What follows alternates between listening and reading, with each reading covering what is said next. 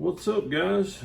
As you know, there are quite a few tools out there to work on your knives. There are tons of custom bit drivers.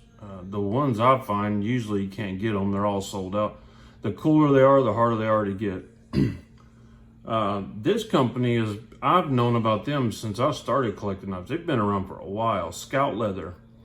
But man, when I originally started looking at them, $80 to $100 for a driver just seemed crazy to me. But you know, we've kind of all went through that with the knives and everything else, and now I've just accepted it, right? But one thing that has happened is they have licensed out to CRKT and made the CRKT version. I believe it's stainless steel instead of titanium. This one's, I don't have the titanium one, but this one is zirconia. This is copper, and this is brass. This is their stainless steel anodized version. You can tell a little bit of difference in the smooth. Well, you can tell a lot of difference, but this one works just fine. It doesn't need to be, you know, aerospace perfect. There's nothing wrong with that in the world. This one's like, don't quote me, but I think it's like $40-ish with the Scout leather roll. But here's the difference. This and this, not a huge difference, other than the build quality is a little bit better and the materials that they use, you know, solid copper and, you know, stainless steel. But when you get over to the rolls, there is a huge difference.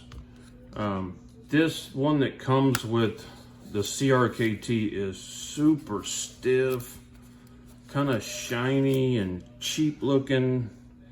It didn't work for me. I didn't even use it. I threw it in the cupboard over there, and that's fine. I mean, less than half price for this, I was still game.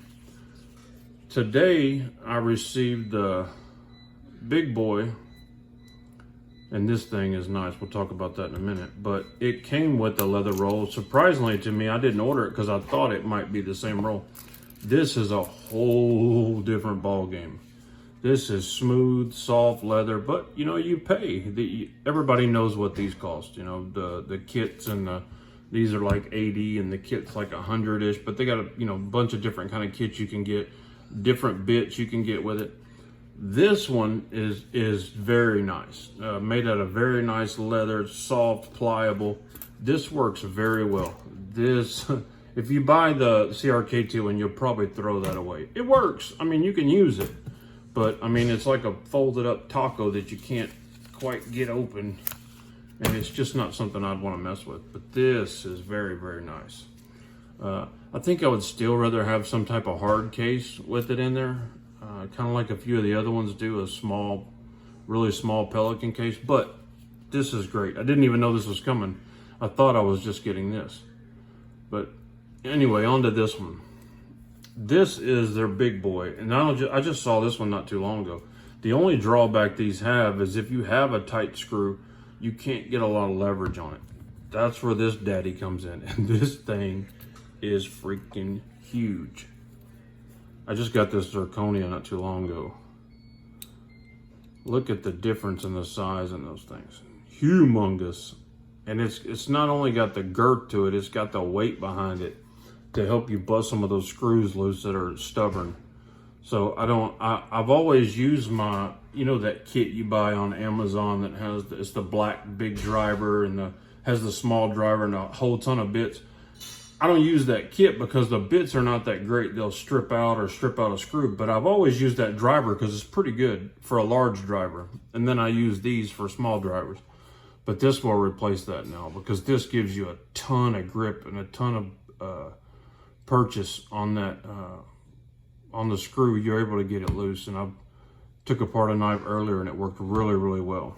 But so this is the stainless steel CRKT license version with the plastic leather thing over there. This is the Scout leather zirconia. Very cool. This was the first one I bought. the solid copper Scout leather.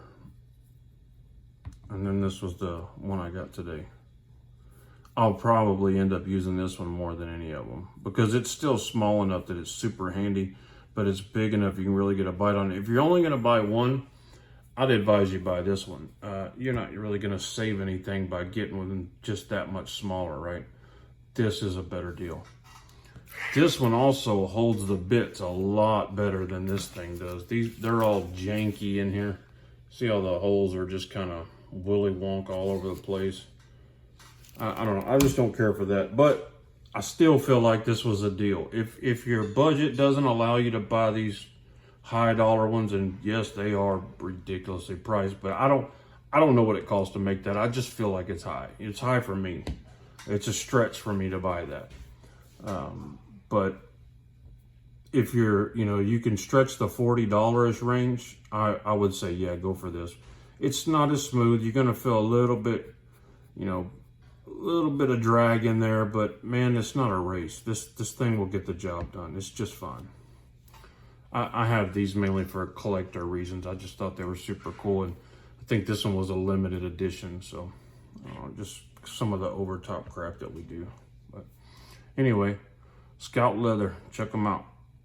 They always come with, when you get bits from, they're always WeHop bits, which are quality bits in my book. I've never had an issue. I've never rounded one off or never rounded off a screw, knock on wood.